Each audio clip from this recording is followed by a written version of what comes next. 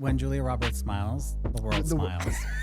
Did you watch it? Yeah, I did. Did you like it? Loved it. Loved it. Loved it. Did you? I liked all the Meg Ryan ones. Like, what is the definition of a rom-com?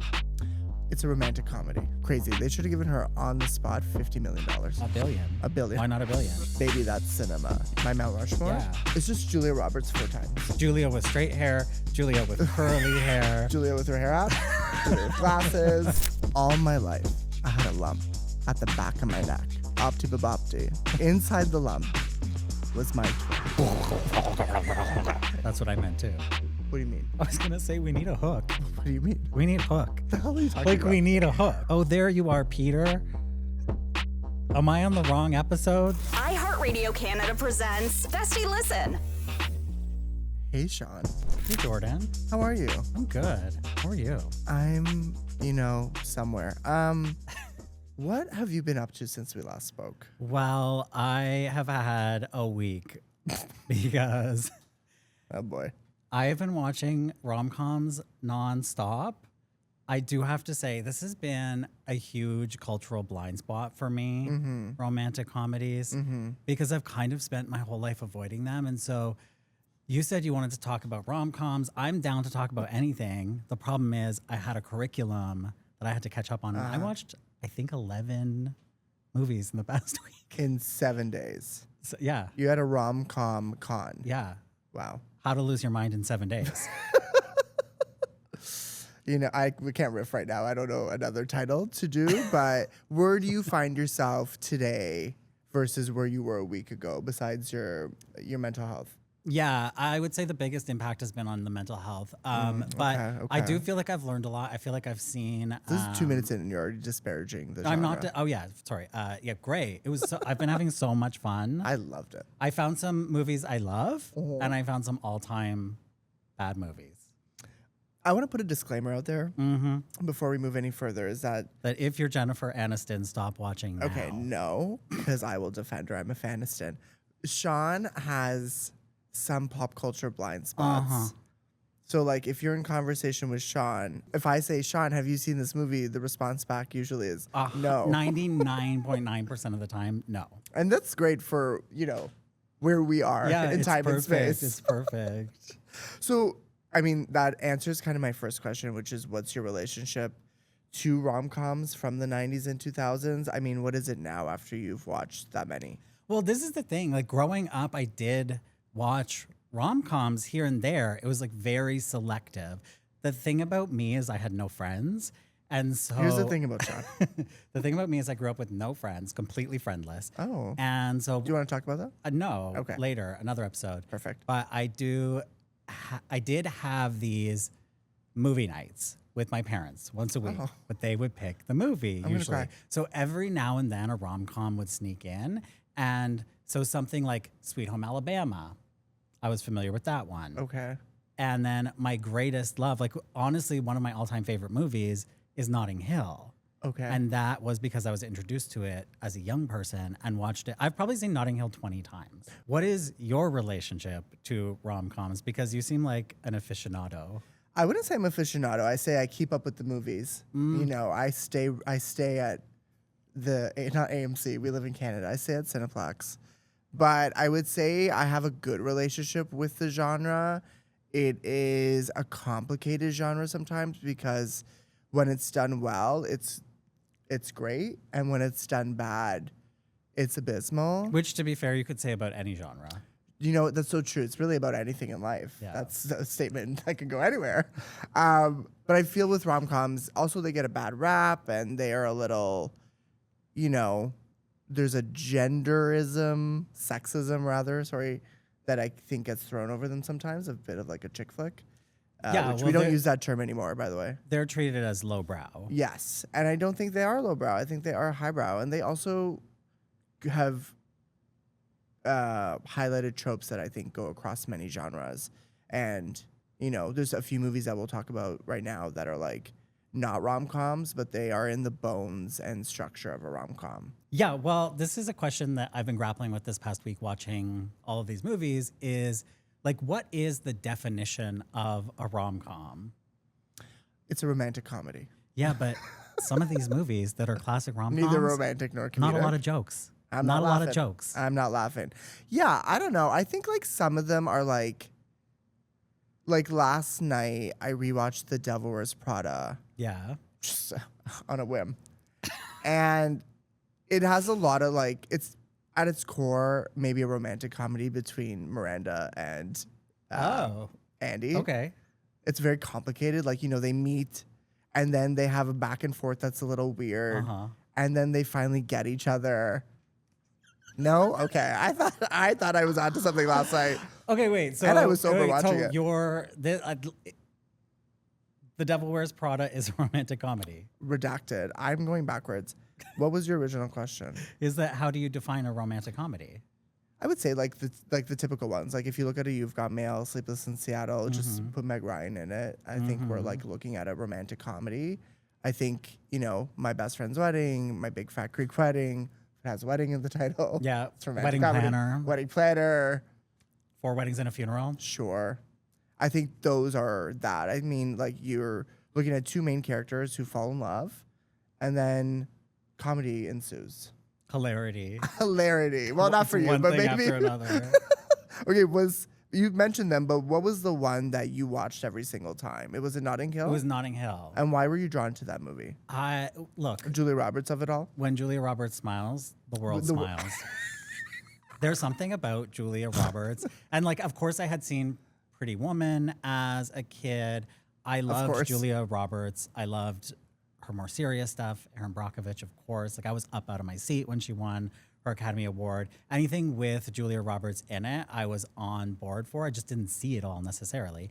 And so Notting Hill, I feel like the chemistry between Hugh Grant and Julia Roberts in that movie is like second to none. And I feel like that is an example of a romantic comedy that is packed with jokes. Like it's joke after joke after joke. Yeah, it is very funny. I would say also if you look at something, I think not comparative in genre, but like Bridget Jones' Diary is very funny. So it's like both of those have a British sense of humor to both of them, obviously.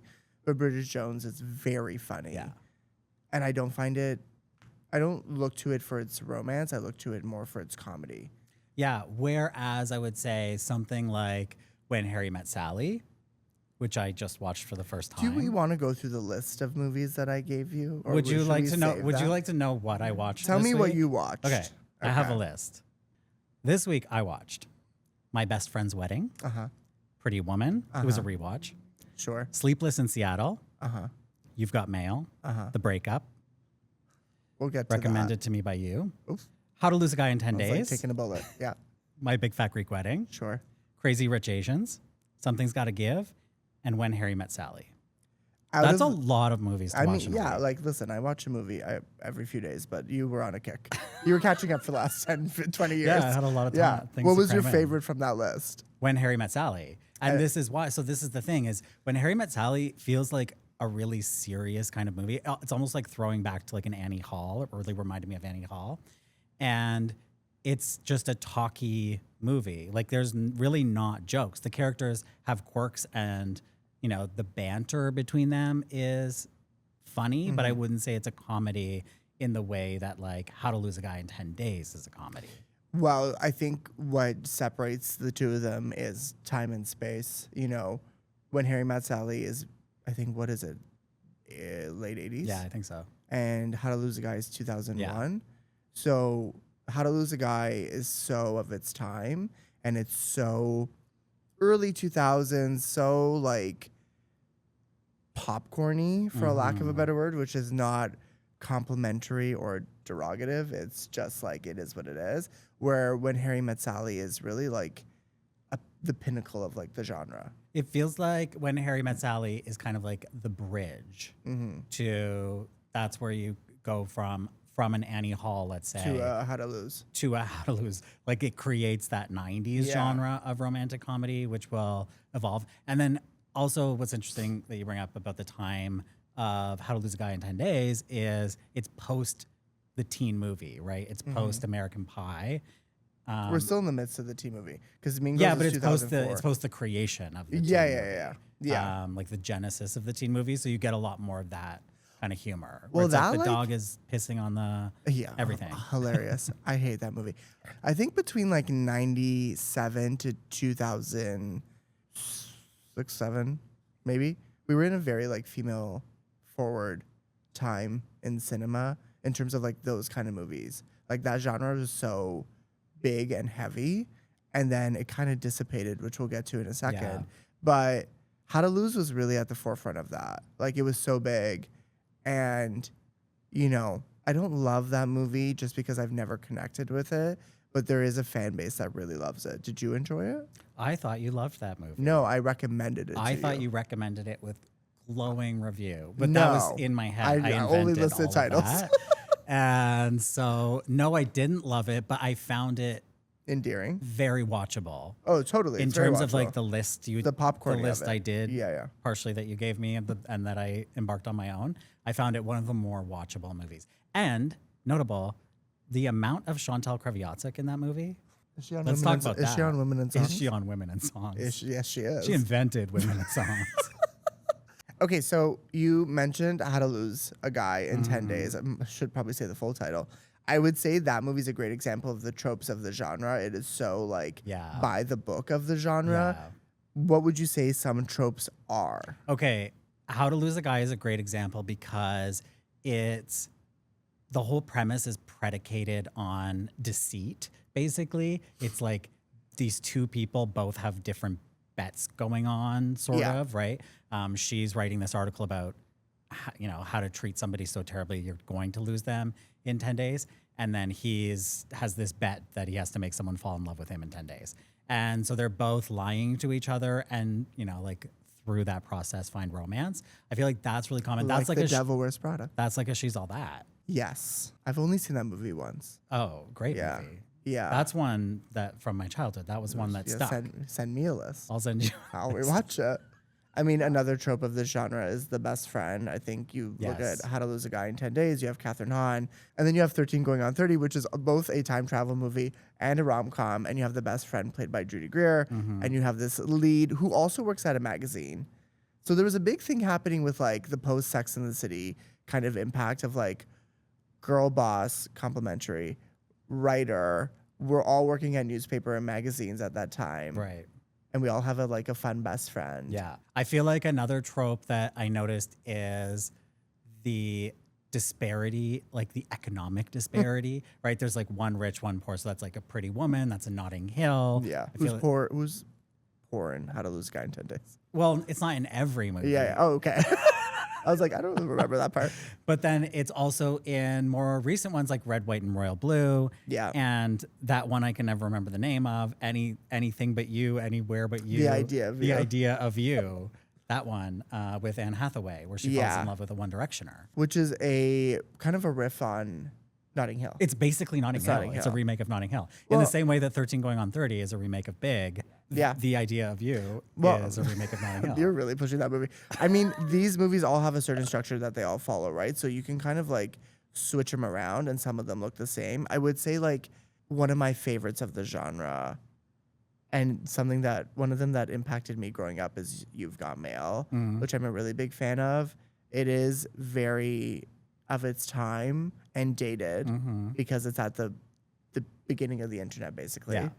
AOL is a sponsor of the movie. Did you watch that? Really? No, not really. But it's it's like basically But an I wouldn't be an ad surprised. for AOL. Yeah. Did you watch it? Yeah, I did. Did you like it? Loved it. Loved it. Loved it. Did you? I liked all the Meg Ryan ones. Yeah.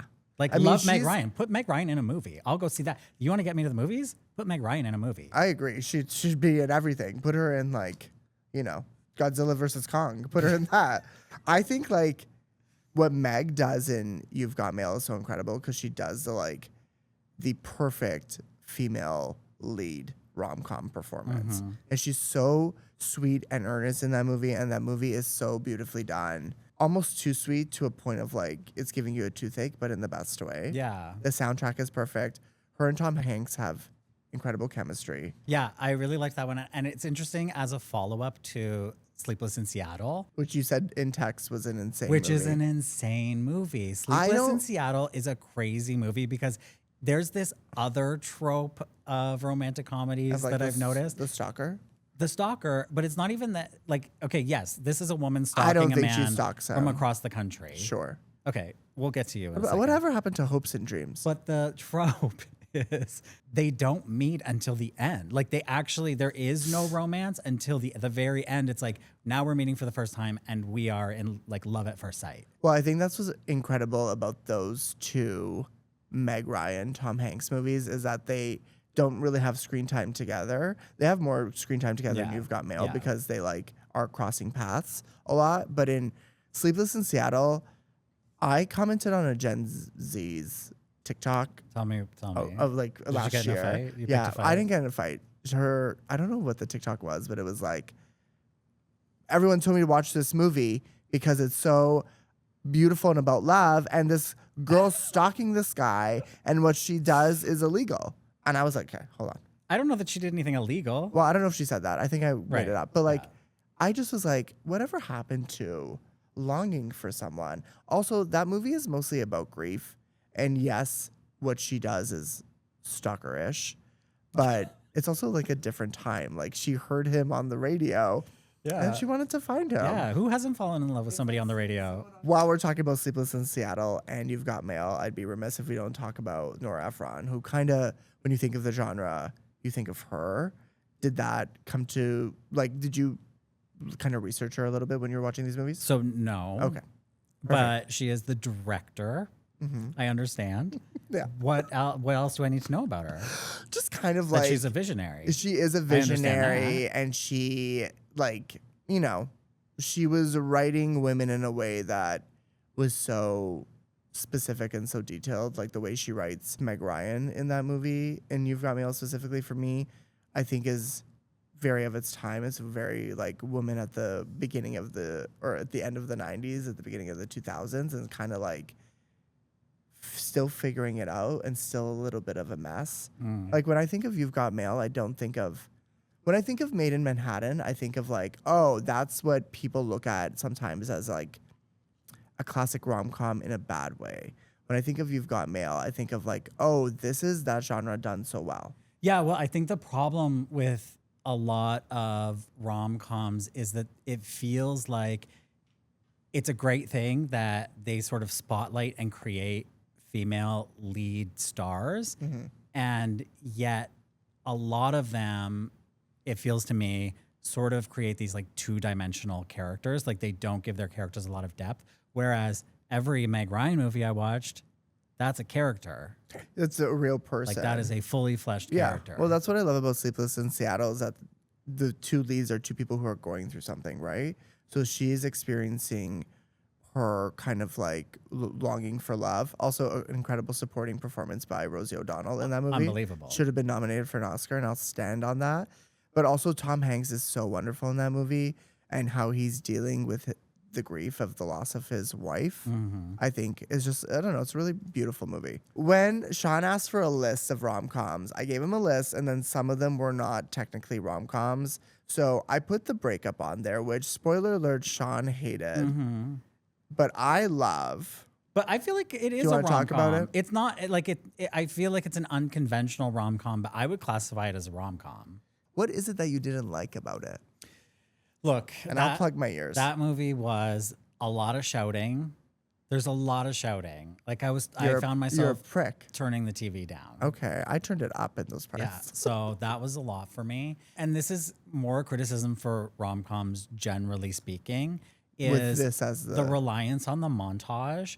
So I think The Breakup is a great example of this. And I know it's doing it on purpose because the movie's about a breakup. But the fact that we never see them together, I don't know what makes these people fall in love in the first place. That the opening credits is the montage of why we're together. Yeah. It's a montage of their relationship via photos to music, right?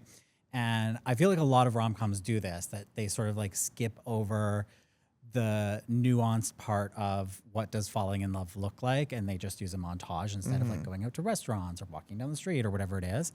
And the breakup, I feel like, is the most egregious example of that because then I'm thrown into this, I don't know, poorly acted, poorly written argument after argument after argument film that's like, why am I here in the first place again? Like, why am I supposed to watching care? this couple fall apart?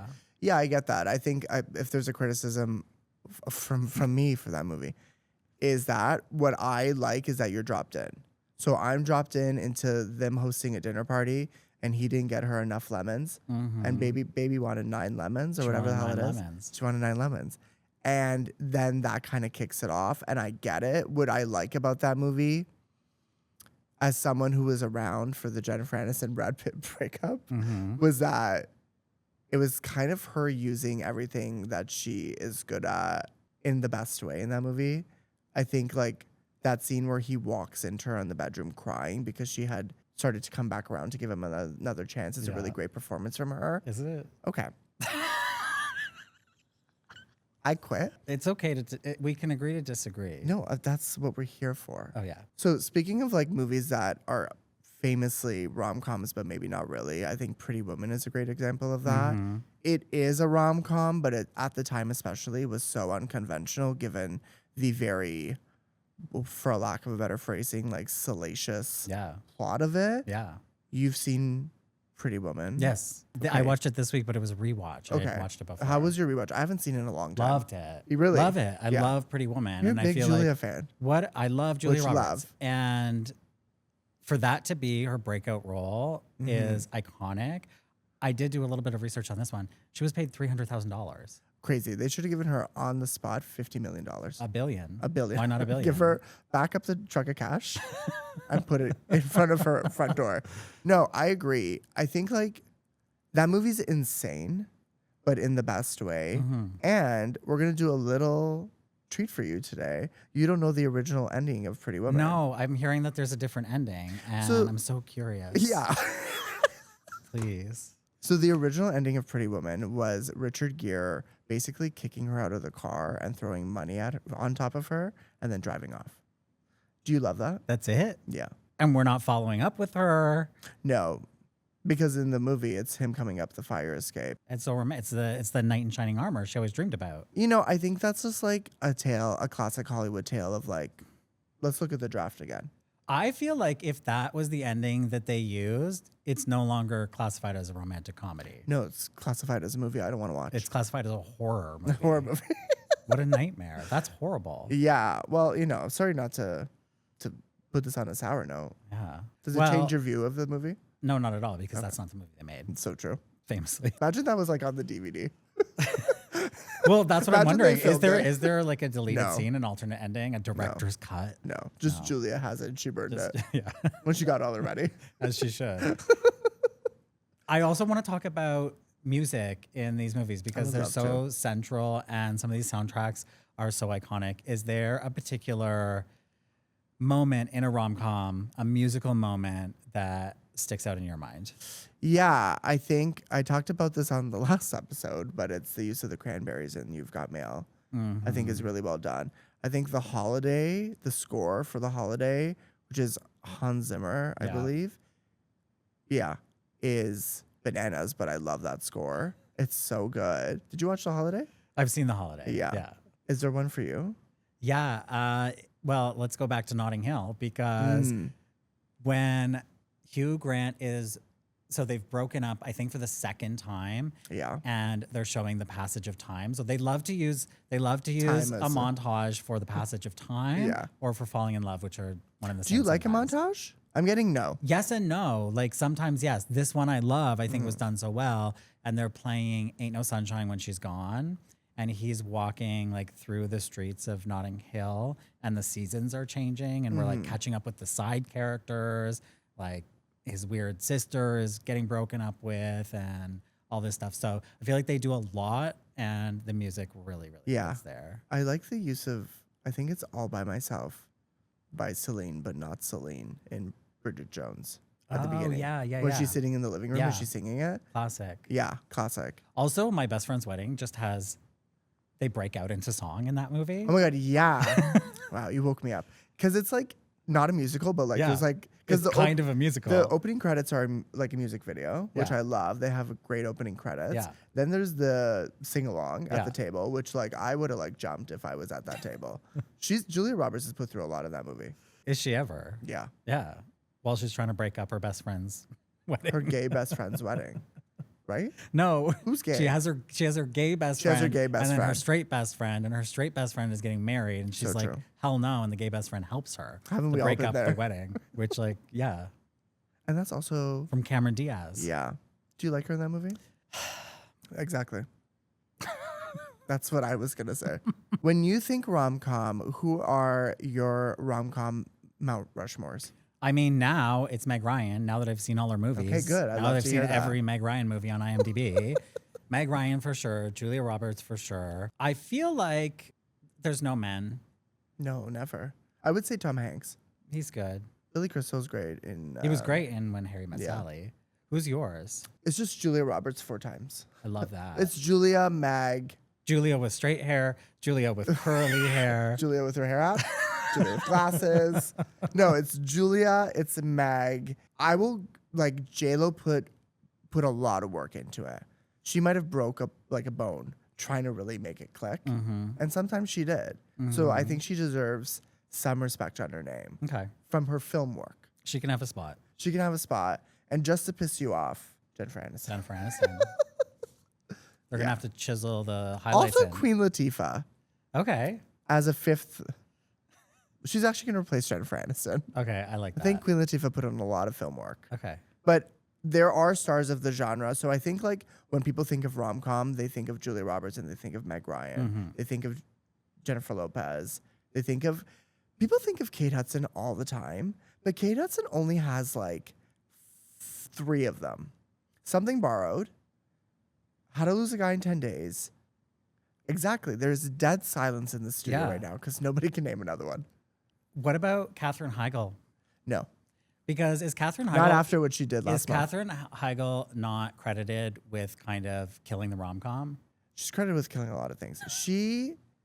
I was gonna like think that's like a later point, which is like when the genre was starting to peter out a little bit in the 2010s. It was like Katherine Heigl, and then at the funeral of the genre was Katherine Heigl, Jennifer Aniston, Jennifer Lopez.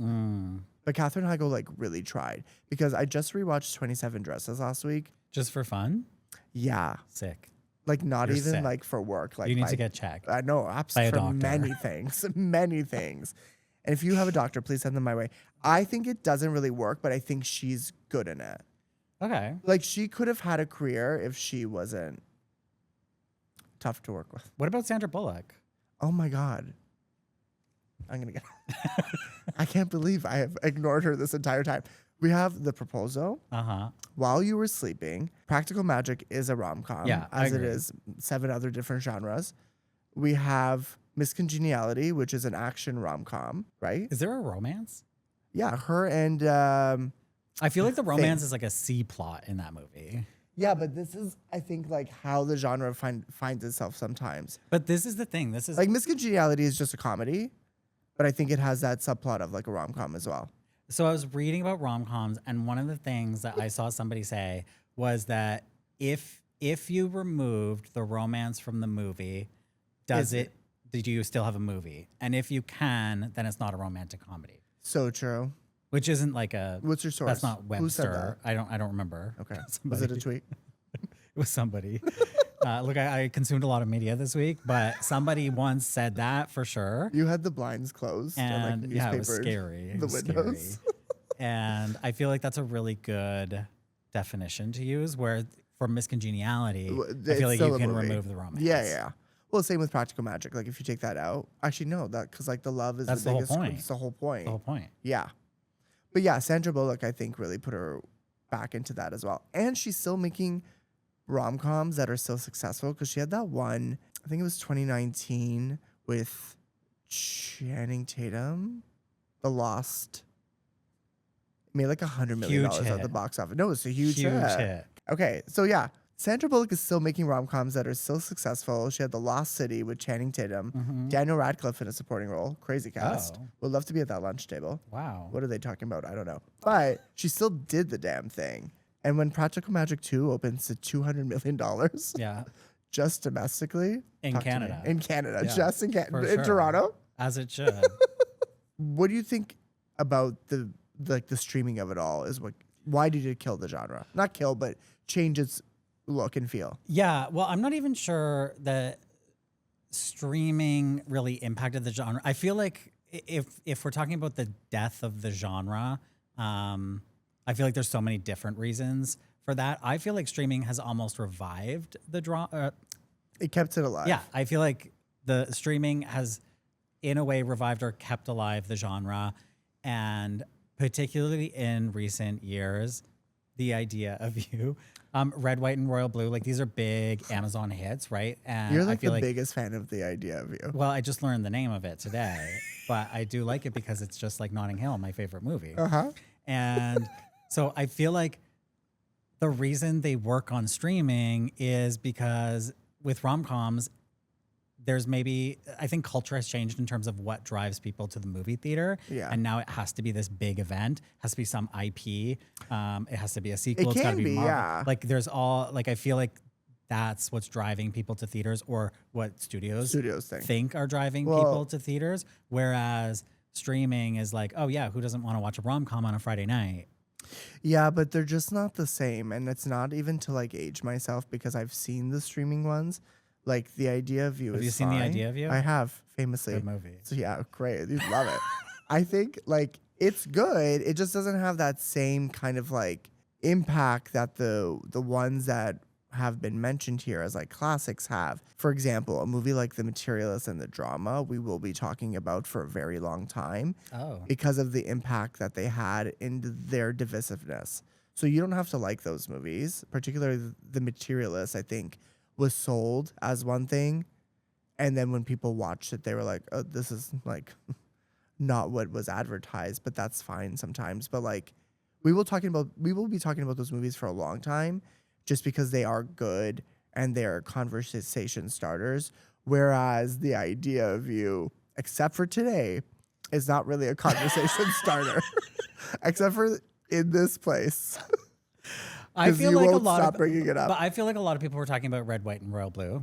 Yeah, they came were. out. No, totally. I think like there are some streaming movies that have impact, but also, you know, Red, White, and Royal Blue, those movies don't exist theatrically, right? Yeah, I think there's like sort of like a double-edged sword here of if it's not released theatrically, then it's not an event and it's not something worth talking about. Like that's the signal sent to audiences.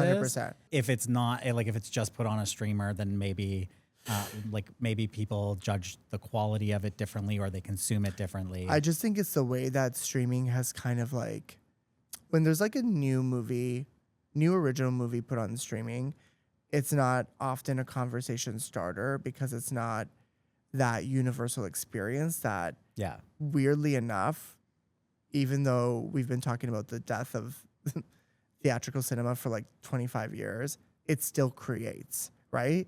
Like Challengers only made, I think domestically, like $50 million, which is not a lot. Mm-hmm. But that is a movie that's kind of inescapable, right? Yeah. Like you talk to somebody about Challengers, but again, except for today, you can't maybe talk to a lot of people about The Idea of You, or maybe you can, right? But it's not talked about a lot, right? Yeah. I think that's kind of People what don't remember the title.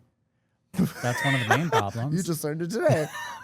I mean, also like you kind of hit on it earlier, and I want to talk about it a little bit more because it's one of my favorite things, but like it's also next to the horror genre, except when there's a lot of star power in it, the cheapest thing to produce. So when you look at a movie like My Big Fat Greek Wedding, which famously only cost $5 million and went on to gross, I think just domestically over $230 million, and then worldwide something like $300 million, that's an insane return on your investment. 250 million of which came from Greece, I assume.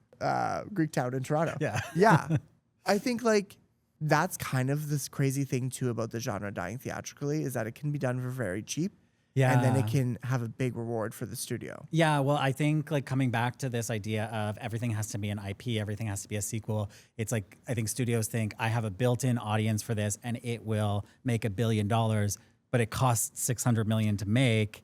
And sometimes they flop, and that's a huge flop to risk. So like, why not flop with No a $10 money. million Yeah. movie, a $20 million movie? I mean, they did with the sequels to My Big Fat Greek Wedding, which are not remembered or revered or were successful. And then the My Big Fat Greek Wedding TV show that only aired for like 8 episodes. There was a TV show. Yeah, I Wow. remember because in grade 8, a girl in my class wrote on the chalkboard, because she was Greek, like, remember guys tonight to watch I'm not making this up, My Big Fat Greek Life, which is what it was called. And I did. I watched it when I went home. tuned in Yeah, I because of said, her. Mom, we got to watch it. Anyway, yeah, so like I think like the best example of that is like that first movie made so much money because the word of mouth was so strong. What do you think of My Big Fat Greek Wedding? I love it. I watch it yearly. Okay. Oh, nice. My boyfriend's favorite movie. Oh. Or one of. We only watch the best in that house. But I don't know. I find that very comforting, and it's so of its time. What do you Yeah. think of it? You don't like it? No, I enjoyed it. I thought it was like very watchable. Is it the first time you've watched it? First time I've watched it. I know. To I live know. within your eyes. Like you're seeing things for the first time. You know, the people always say, like, what do you wish you could watch for the first time? You're like, I'm like, experiencing that. well, tell me what to watch, and I'll tell you what it's like. Have you heard of the show like Seinfeld? Like, have you watched like Seinfeld? that? Yeah. I watched Seinfeld. No, I don't know. You're saying that to me as if that's accusatory. I know. And you just watched My Big Fat Greek Wedding. I know. Okay, so you liked I it. enjoyed it. I was a little bit confused about where the plot was for a movie that made so much money. Like this plot is Yeah. like very, very simple, but I think it has that like very broad appeal to like all sort of immigrant families and that 100%. universal experience of Well, that's the success of that the movie. cultural Yeah. sort of like tropes of Yeah. being an immigrant family and Yeah. marrying outside of your culture, etc. Totally. Yeah. And it does that so well. So like I'm not surprised. It does it so well. It made a star out of Nia Vardalos, who kind of couldn't replicate it later. Winnipeg's own. Oh my God, yeah. And we'll get to Connie and Carla at a later date, which is a big box office bomb. And you're looking at me with blank eyes. Do you know what I just said? Do you know that movie? No, I don't. Yeah, it's an insane movie. Our shelves are looking a little sparse. So You know what's missing from those shelves? Connie and Connie. Carla on DVD. Connie and And Carla. Carla. Is there a quote from My Big Fat Greek Wedding that sticks out to you? Like, is there an iconic moment from My Big Fat Greek Wedding that I didn't catch maybe? All my life, I had a lump at the back of my neck. So one day, I went to the doctor for an opti-babopti. And inside the lump was my twin.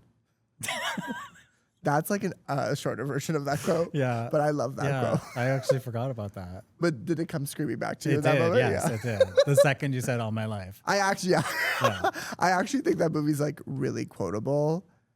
It works best. That movie actually works the best in its comedy because it's romance I don't care about at all. Fair. But its comedy I think works really, really well. Yeah. It's a very funny movie. But it's like, it's that, like Just Dance is a Canadian song. My Big Fat Greek Wedding is a Canadian movie. Yeah. And it's like, also Canadian It is a production, I think. Canadian It is a Canadian movie. I think it's produced in America. But like, I always thought it was a Canadian movie. Like Yeah. that, the one thing I knew about it was Canadian movie. When you think My Big Fat Greek Wedding. I think Canada. Canada. Well, it was filmed in Greektown. Let's do a tour. Next episode. So if we were going to reinvigorate the rom-com, if we were going to create Me and you. me and you Sure. right now, because we've got a Sure. lot of ideas. Sure. I got a lot of ideas and opinions.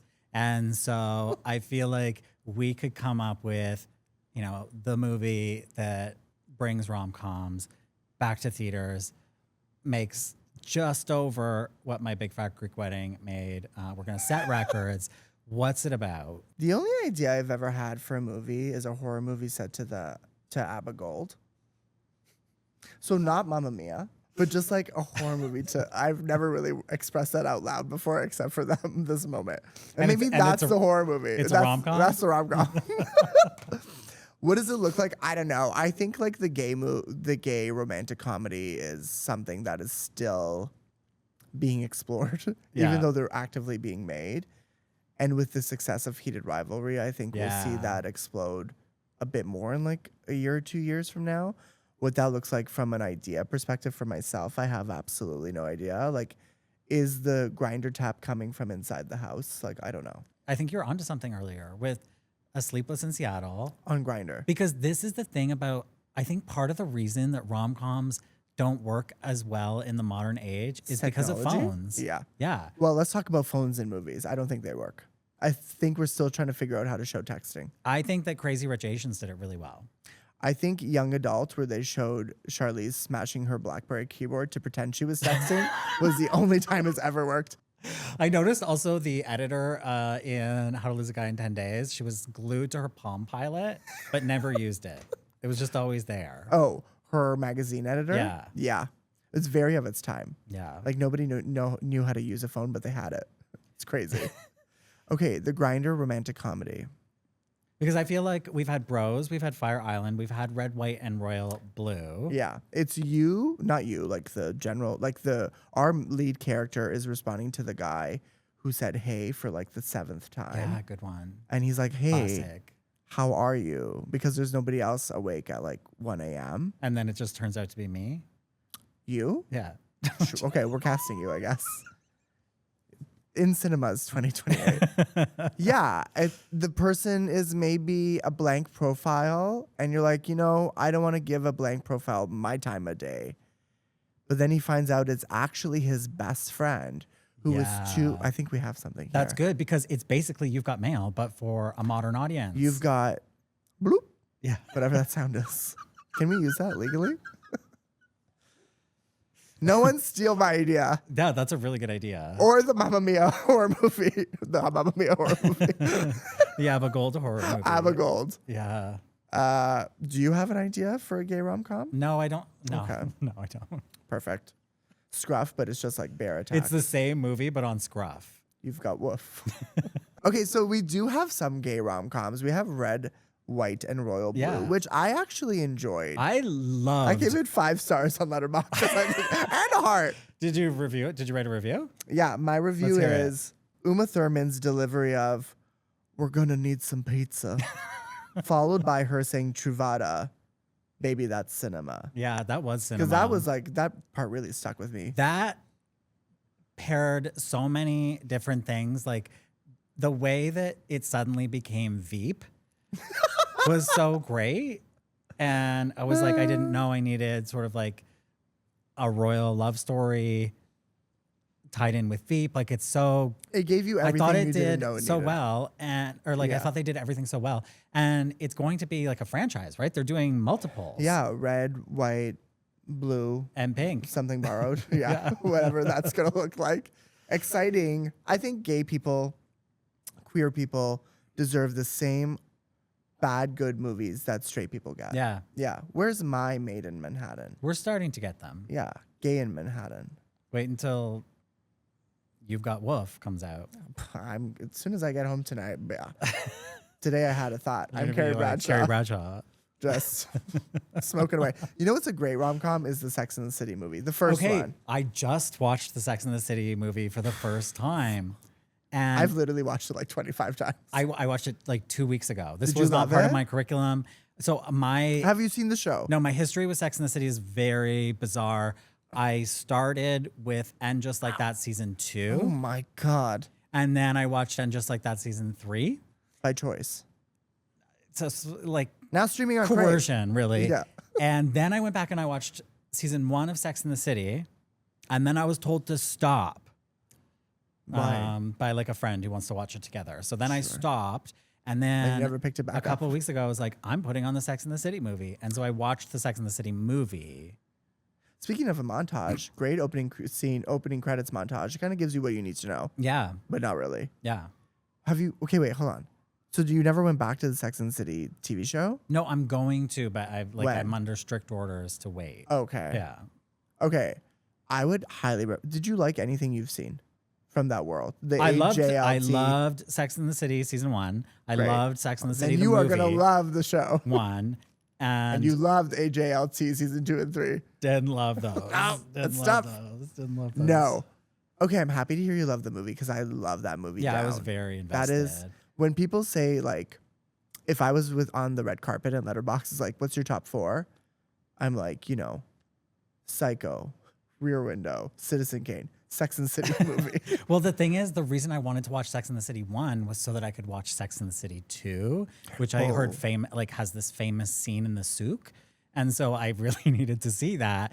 And Sex and the City 1, Jane. all I knew about it was that Charlotte got the shower water in her mouth. So like going She in, Poughkeepsied her pants. she Poughkeepsied, and all I knew about it going in was like, there's going to be this disaster in Mexico. How are we going to get there? When do the Jellos come out? Yeah, like that's all I knew. And so for me, I thought this movie was going to be 2 hours of that. And so when it actually happens, I'm an hour and a half deep in this movie. Like I'm ready. It's about to take off.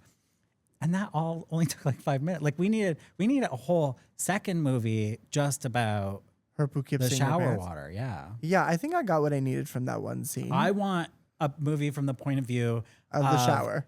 No, the maid cleaning the room who had locked the door and wouldn't open it for her. What's her deal? She was having a bad day. We have some really interesting face acting from Kristen David in that movie. When she starts to feel the Poughkeepsie happening. Picture it, yeah. And then the really intense audio that goes over top that's like so unrealistic. And she's like, and it's really, I wish I could move my forehead more, but I can't. It's just really crazy. But I love that movie. I think it's 7 hours long and it could be longer. Well, and then this is where I found out watching that movie that speaking of iconic needle drops in rom-coms, when they drop How Can You Mend a Broken Heart? Yes. As, what's her name?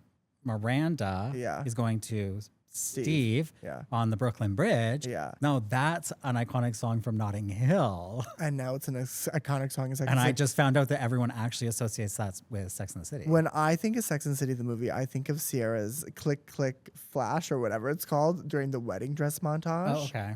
Which is one of my favorite scenes in the world. A dress so beautiful, it could bring a tear to whatever that line is. I love that movie. For whatever Michael Patrick King has done, that is egregious. Mm-hmm. That movie, I stand by. He's my sister Redeems for that it movie. all, yeah. Yeah, that movie is like, it's an insane version of the TV show. But if I wanted a movie of the TV show, that's exactly what I would have wanted. Yeah, it felt like 2 seasons.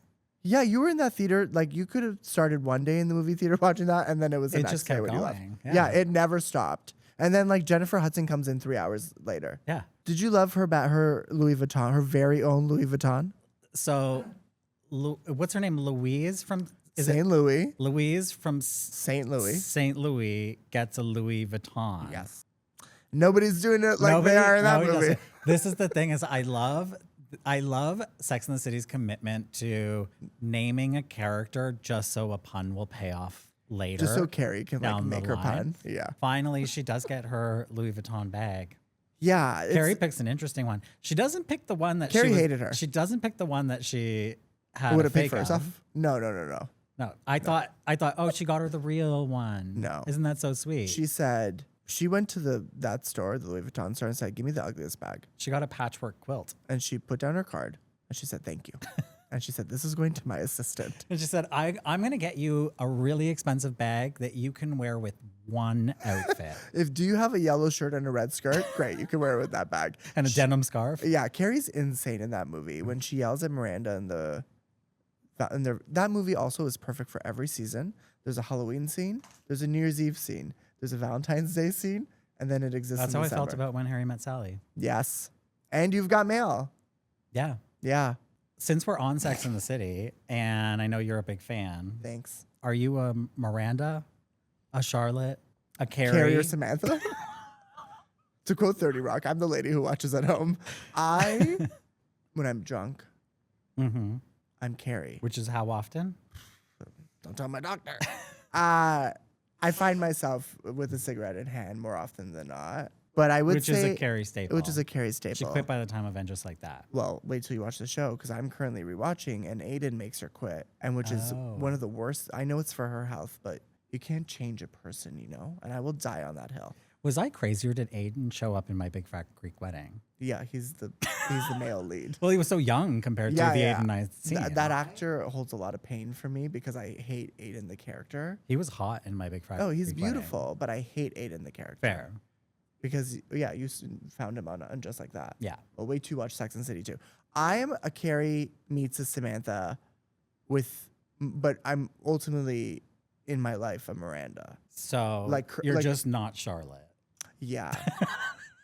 And I think that's like mostly. And I think that's okay. But Charlotte's kind of like the freak. She's the sexual freak that she doesn't get enough credit for. Who are you? I think I would like. Are you Che? I think I'm realistically a Miranda.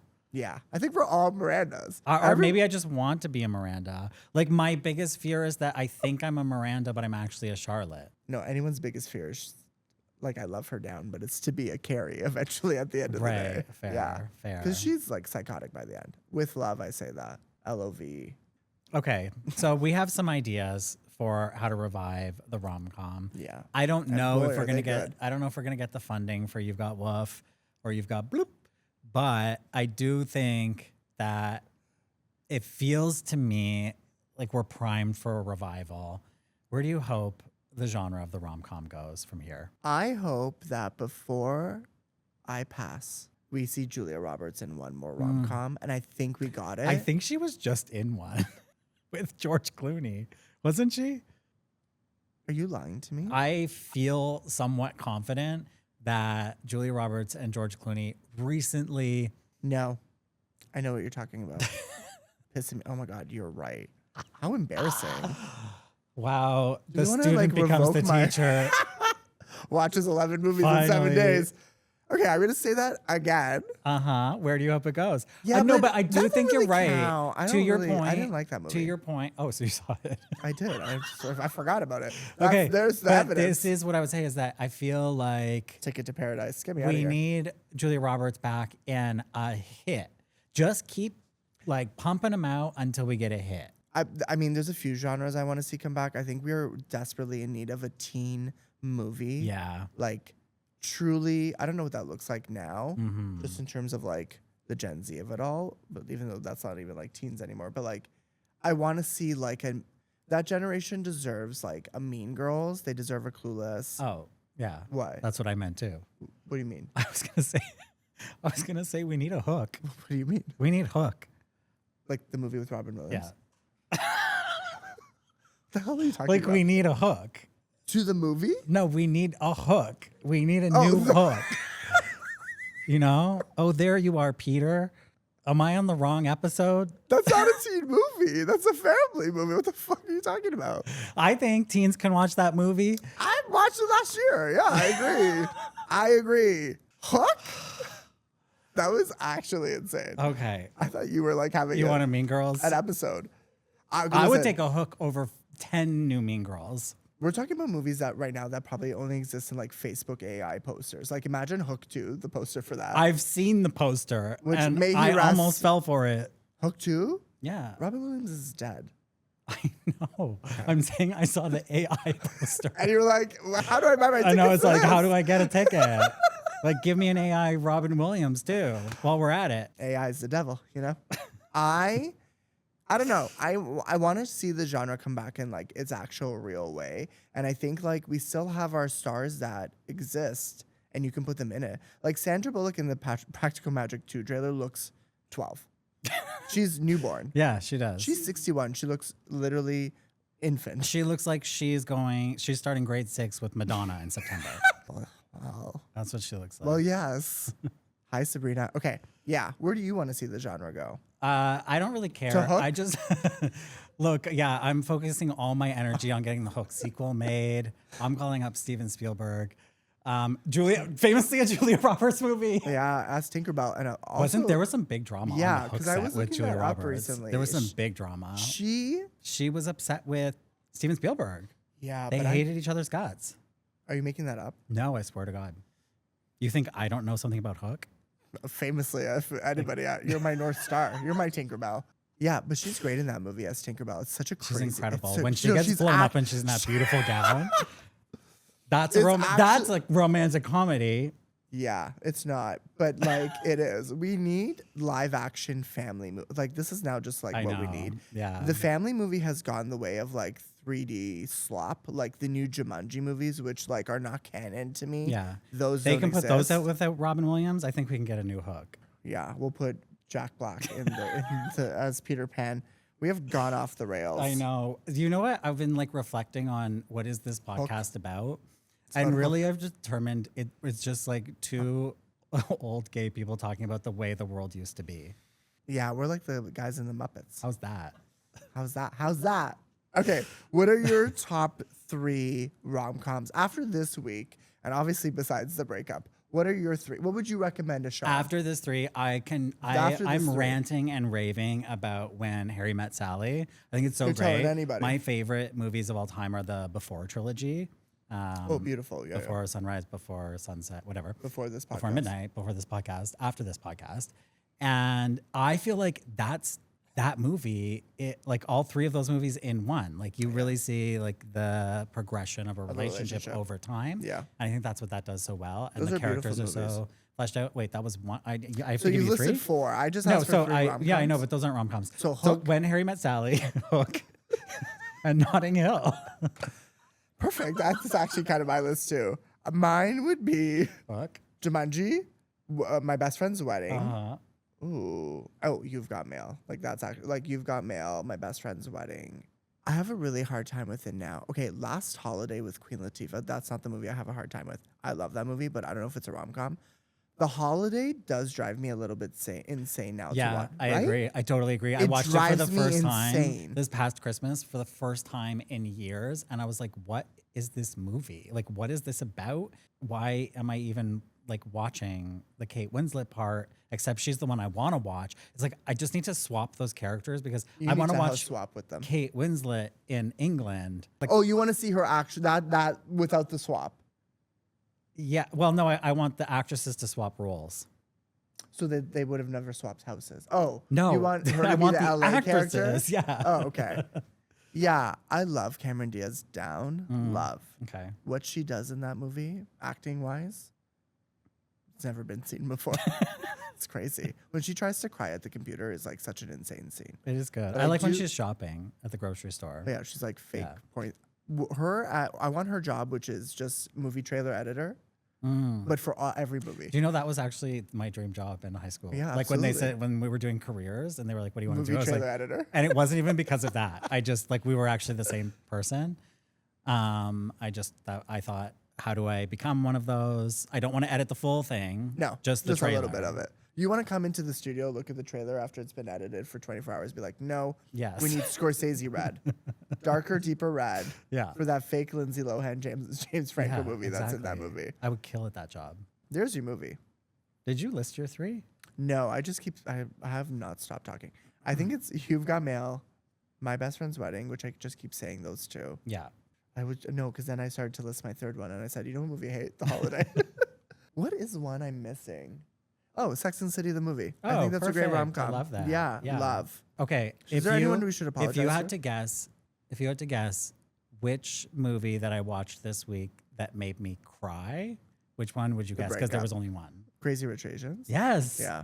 How'd the you wedding, know? The wedding scene? Yes. Yeah. Because you're just like any other girl. Wow. Okay.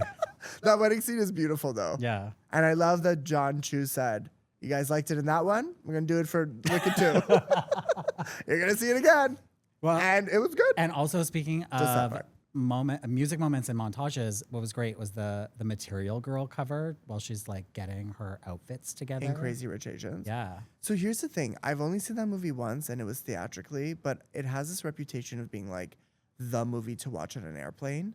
Oh, I could see that. Yeah, I just have never gotten around to that because I'm watching Hook, you know. I wish Hook was on the airplanes. But you got to bring your VHS. But you know what? They can't put it on the airplane because they have that, like, remember, he's like afraid of the airplane crashing. Oh, yeah. They don't want to induce panic Not after with a while. Hook. No. Man opens escape door on plane because he watched Hook. All right. And it was me. Yeah. I think we've done what we could today to disparage a genre, but to uplift Hook. Yes, truly. Yeah. Truly. Any closing thoughts to Jennifer Aniston, to anybody as a whole? Yeah, I would like to apologize to Jennifer Aniston and the Jennifer Aniston army. I don't know what she calls her fans. Fanistons? The Fanistons. Fanistons, right? I would like to apologize to them if Look I've at me- offended look at me anybody when in you any say that. way. But look, I had a great time. I feel like there's still some romantic comedies that I haven't seen that I'm going to watch. I'm not swearing the genre off. That's good. You just got started with 11 movies. There's more places to go. Yeah. Okay, great. Well, Sean, this has been great. It's been a pleasure as always. This was our romantic comedy. Yeah, in a way. This is our meet cute. Just like Devil Wears Prada. Yeah. Circling it back. Okay, bye. That hook thing was actually crazy. Sorry. I didn't know what you were saying. It needs a hook. I was like, yo, what are you saying? You walk that way, walk that way. What do you want? Oh my God. Ah! Oh yeah.